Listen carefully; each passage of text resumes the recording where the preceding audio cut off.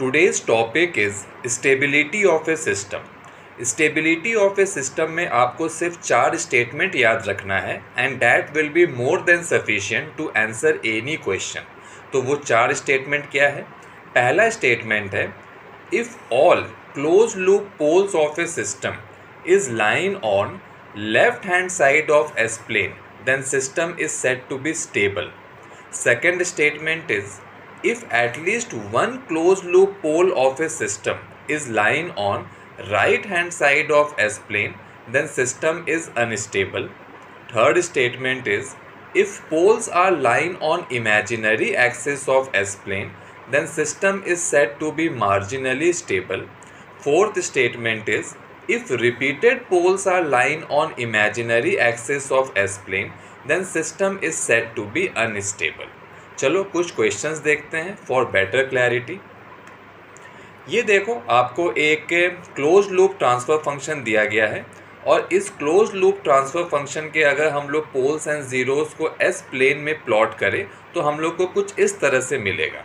यहाँ पे हम लोग देख सकते हैं कि मेरे जितने भी क्लोज लूप पोल्स हैं वो left hand side of s plane पे लाई कर रहा है, एक zero right hand side of s plane पे लाई कर रहा है. लेकिन मेरा जो ज़ीरो है वो स्टेबिलिटी डिफाइन नहीं करता है. मेरा stability is always defined from close loop poles. तो यहाँ पे मेरे सारे close loop poles left hand side of s plane पे लाई कर रहे हैं, इसलिए ये सिस्टम होगा मेरा एक stable system. Coming to next question.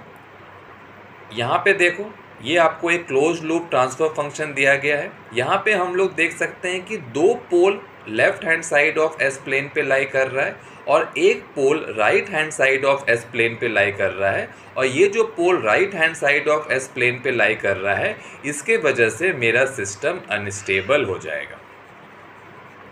Coming to next question. ये आपको एक क्लोज लूप ट्रांसफ़र फंक्शन दिया गया है.